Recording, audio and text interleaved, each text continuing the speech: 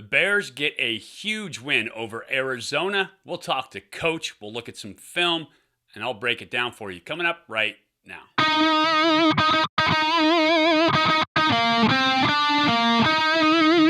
Hey, everybody. Welcome to Bear Insider, Ultimate Insider Podcast. I'm Mike Pawlawski, Hall of Fame quarterback and color analyst for Cal Radio.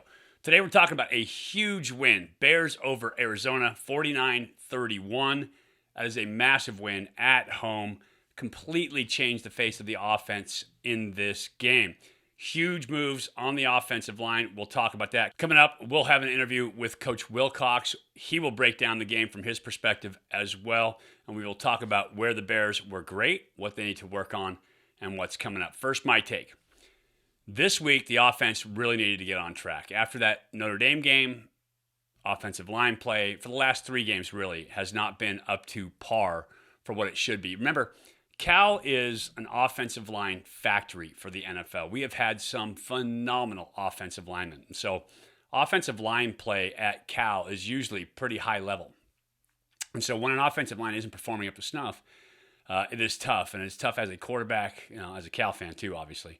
But as a former quarterback, my offensive lines were fantastic. Of the 5 guys I had playing on my offensive line, both years, my junior and my senior year, 4 of them ended up playing in the league.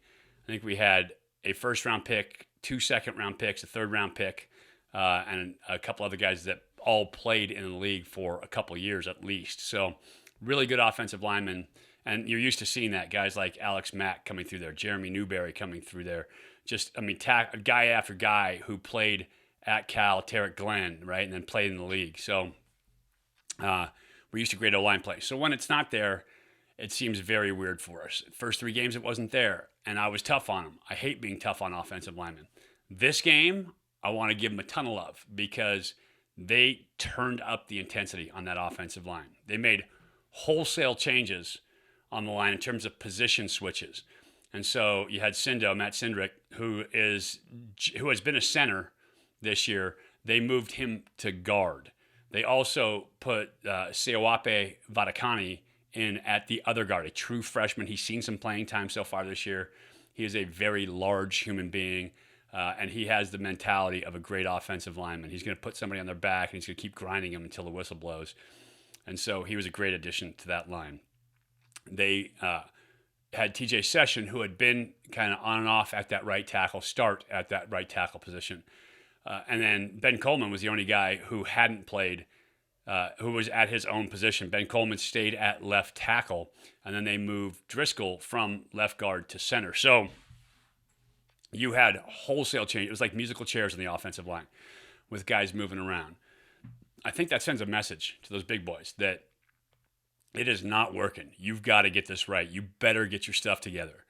And so that, I'm sure there was intensity in the offensive line room. Angus McClure is a really nice guy, but he's an O-line coach, and so he can crank it up. And I think he probably cranked it up in that offensive line group, in that room.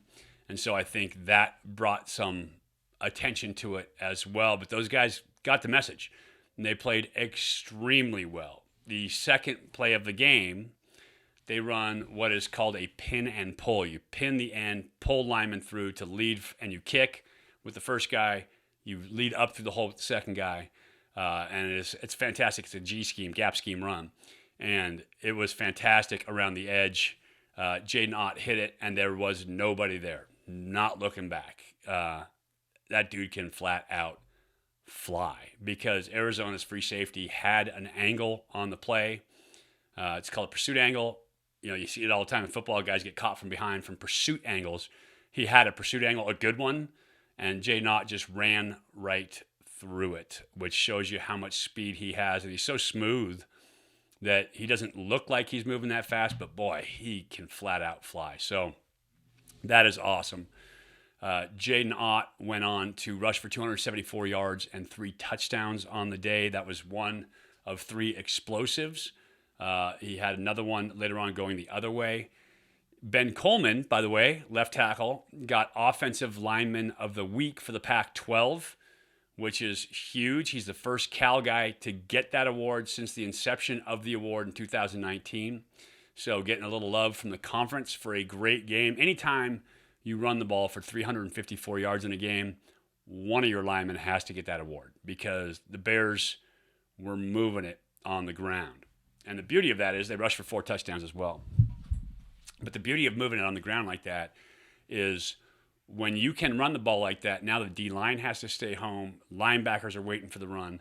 It changes what you can do as a defense because you can't go get after the passer if you can run the ball like that. You put guys up in that gap, they're going to break through the second level right away. And you're talking about 8, 10, 12-yard or even bigger chunks. And so you have to honor the run first. Honoring the run first then cleans it up for your quarterback. Jack Plummer was a beneficiary of that.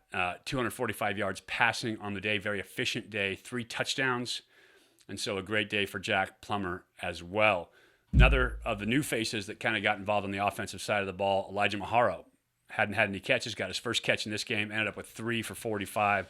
Kaleki Latu has been steady all year long, 2 catches, 26 and a TD. And again, receivers continue to show up. Jeremiah Hunter showed up, had 5 catches on the game. There was one, he ran a corner route, and Jack Plummer threw a ball with great air. It was not a catch for a touchdown, but it allowed Jeremiah Hunter to draw the pass interference, which got the first down for the Bears as well and allowed them to continue that drive and score. So some great efforts at that outside spot. We're seeing, great recruiting there by Burl Toller pay dividends. You're seeing those guys show up. Offensive line played extremely well. And now you know where Cal's offense can be.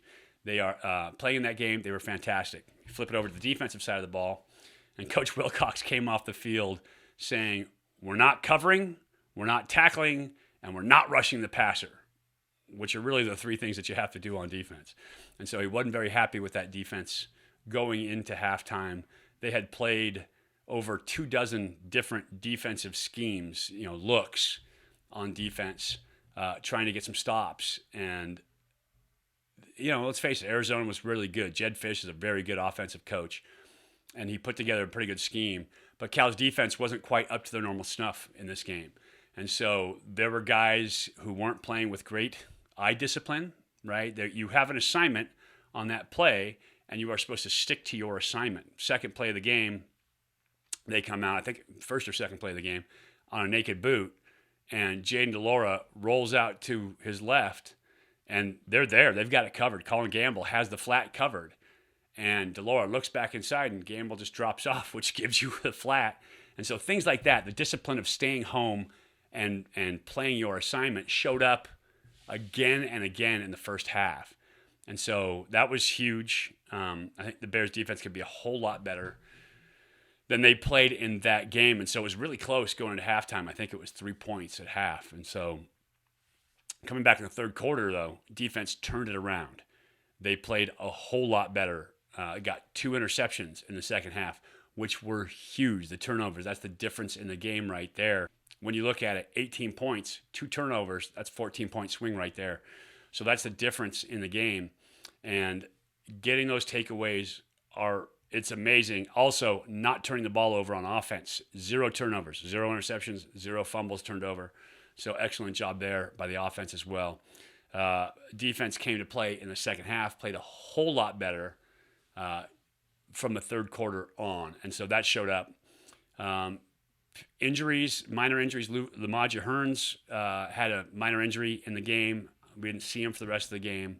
Achille Calhoun had an injury, so we're going to have to see if he gets back. And down guys, and that defensive line especially, Bears have to be concerned about depth at that position because that's a position obviously going in. Brett Johnson is gone. Stan McKenzie is out. And so they're already down guys at that defensive line position. You can't lose more guys up front. They play a ton of nickel, but you still need those big bodies to fill in. And so I think overall, great team effort. I think they got it together. And I think that the second half, obviously, the defense is way happier about it. Coach Wilcox, I know, is not going to be happy talking about that defense in the first half, but they did bring it back together. And in the end, it's a win. And the biggest piece of it is you get a W on the board, first win in conference play. It's a huge game. If not for an ACC referee, Bears could potentially be undefeated right now. So now it's time to talk to Coach Wilcox about the Bears' victory on Saturday over the Wildcats from Arizona. Well, joining me now, head coach Justin Wilcox. And Coach, great win this past week. I know at halftime, and we'll talk about that in a little bit, going off the field, you were a little bit hot but to come back and get a big win like that is huge. You looked at the film now. Tell me about the game. Great effort by the offense. To score that many points, to put the ball in the end zone 7 times like that in Pac-12 play is a big deal. Real credit to the coaches and the players who got that done. Obviously the run game and the explosive plays were huge. I thought, even looking at the tape, the guys would tell you the same, that there was a few drives that we still probably could have played better. But that's encouraging if you scored 7 times and then identify, still a lot of things that you can work on. So we got to build on that momentum offensively. Defensively, not near what the standard is. I think the guys felt that in the meetings on Monday. Did not anticipate that coming into the game. You got to give Arizona credit. That's a good offense. Jed Fish is a good offensive coach. They know what they're doing. And, they have their receivers, and the quarterback's a handful. The receivers are good players. The running backs can make plays. But we didn't really do much of anything until the third quarter, where we got a couple 3-and-outs, a big sack fumble. And then we finished with 2 interceptions late in the game, which were critical plays, huge plays. Got off the field on third down. We gave up so many explosive passes. It's just, uncharacteristic and something that needs to be addressed. And it's still great to learn those lessons when you win a game. And really proud of the offense for the strides they took. And now we got to get all 3 phases playing at the same level. And that's the key to all this. Yeah, always better to learn in a win like that than it is to learn in a loss, no doubt about it. At halftime, you came off and you were talking to Todd, and you said, we're not covering, we're not tackling, and we're not getting after the passer. What changes did you make at halftime to change that? From a, schematic standpoint, there weren't a ton of things that changed, to be honest with you, Mike. I think we counted, Pete had said we called 25 or 26 different defenses on first and second down. And so at that point, you can try to manufacture things and you can keep calling different stuff, but at some point we have to execute the calls better. And it was a lack of eye control. Twice on the first drive, we had really poor eye control at one position that cost us, the first play of the game. They ran a little boot. We lost our eyes. It's just bad technique, bad execution. And then 2 missed tackles on just crack replace outside zones in the secondary, and then really not much in terms of, we always chart the one-on-one wins. When you get blocked one-on-one, how many times are you getting blocked versus how many times are you getting off the block? And we didn't have enough going there. So I think the second half, just better individual efforts, which lead to better collective efforts on defense. And still, the number of times the ball went in the air and they caught it and we didn't knock it down was too many. And we've seen our guys play at a higher level than that. And again, you got to give their quarterback credit, their coaches credit, their receivers. They jumped over us a few times, just took the ball away. So we have to go up and make those plays and knock the ball down. We have to get the quarterback on the ground. We got to impact him. And so, yeah, I think it was a combination of all those, but it wasn't like we threw the game plan out and started from scratch at halftime. It wasn't that.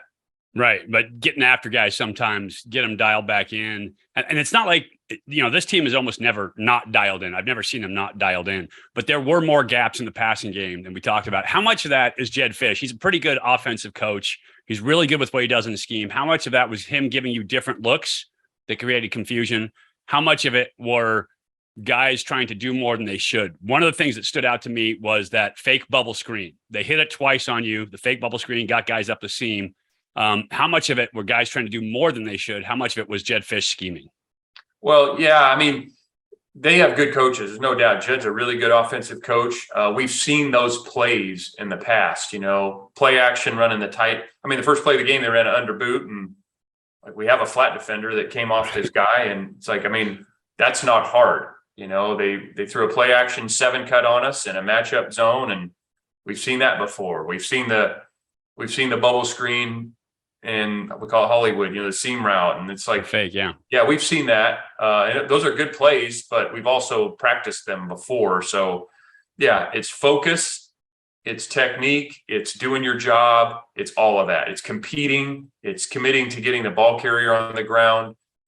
It's all those things, Mike. And so we see good schemes every week. I mean, there's not a bad coaches that we go up against, like there's always a good rhyme and reason. I rarely, I think in the last 5 years, go into a game saying, boy, this offense has got no scheme. Like everybody's doing some good stuff. We have to do what we do better. And so there's just not an excuse. And listen, at times, I mean, they threw the ball up and they jumped over us and caught it a couple times. And if that happens, it happens, but we got to be able to make the plays we're capable of making, and the tackles we're capable of making. And, we can't leave people uncovered when we're supposed to be responsible for them. So, yeah, sometimes dudes win, right? That's why you recruit guys, because dudes are going to win sometimes. But playing your scheme, and I think, as I said, watching this team, they are always they are on their technique. They are playing their assignments, and they just seemed a little off of their assignments this game, watching the film. I would agree. Yeah. Let's talk about the offensive side of the ball, because I've been hard on the offensive line just because they hadn't played well up to this game. And so I love giving those guys credit when it's deserved. You guys played musical chairs up there during this game, and that offensive line played a ton better. You guys interjected Vaticani in there as well. He made a huge difference. He's going to be an animal by the time he's done playing. But talk about the changes in the offensive line and how that affected both your running game and your ability to throw the ball. Well, hard to say it was one thing. Again, and I think it'd probably be a lot cleaner and easier if we just said, well, moving one guy and that fixed everything. I don't know that it's that simple. You're aware of that, but yeah. The combination. I think everybody in different positions, right? Yeah. I mean, Cindric's now playing guard, and you've got Driscoll at center, and you've got Vaticani injected, and your right tackle changes out to be Sessions to start the game. Like, you made wholesale kind of moves up there, which sends a message to those big guys, I think. Yeah, absolutely. I mean, we knew we had to play better, and they did. And Driscoll's played center before, Sendo's played guard before, Siwape's played guard the whole time. TJ's been playing right tackle.